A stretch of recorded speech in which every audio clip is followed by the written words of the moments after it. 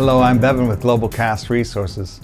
We have become convinced that familiar missions verse, Acts 1:8, is essential to seeing the whole church bring the whole gospel to the whole world. And yet that verse is often misunderstood, misquoted. For example, what it actually says is this: "But you will receive power when the Holy Spirit comes on you, and you will be my witnesses in Jerusalem and in all Judea and Samaria and to the ends of the earth." But what people read it as or understand it as, often they're thinking it says, "You will be my witnesses either in Jerusalem, Judea, Samaria, or the uttermost parts of the earth." So the way that works out is, hey, so glad you're called to the nations. I'm called to be here in our hometown. Bye-bye. Have fun storming the castle. You do that and I'll do this. Either or.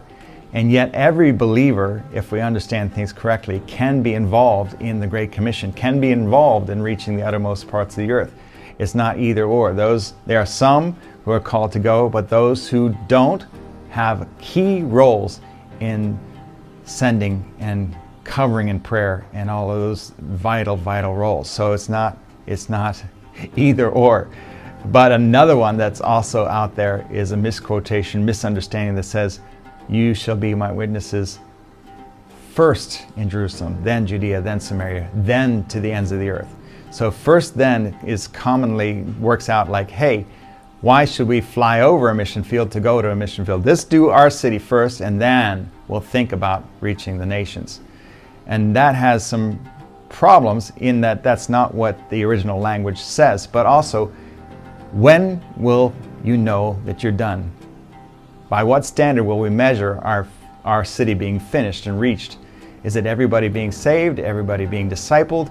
And by the way, that city is not a closed system. There are people going out and coming in all the time. Many of the people coming in to our cities are from the Muslim, Hindu, and Buddhist worlds. And it's really wise, of course, to reach them as they come.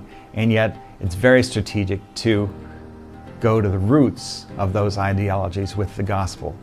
So we cannot just think first, then. It has to be both and that's what the verse actually says, both and. And yet somebody could say, well, how can I do both and? I am one person, I can only be at one place at one time. Well, again, if we put prayer and sending into the equation, it takes off all geographical and vocational barriers.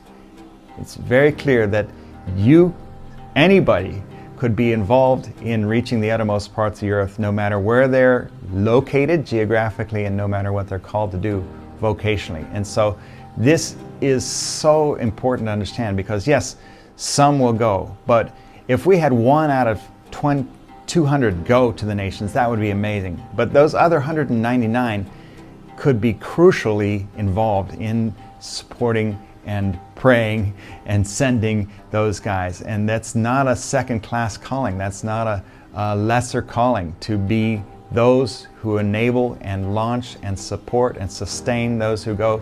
That's a crucial role in fulfilling the Great Commission.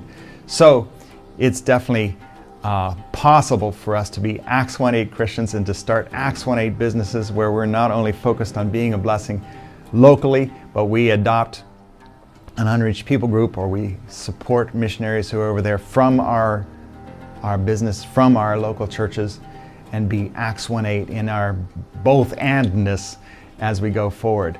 So let's avoid first then thinking in terms of the Great Commission. Let's avoid either or thinking in terms of the Great Commission. Acts 1:8 is a both and verse, and we are called to be both and disciples who can be involved locally and globally.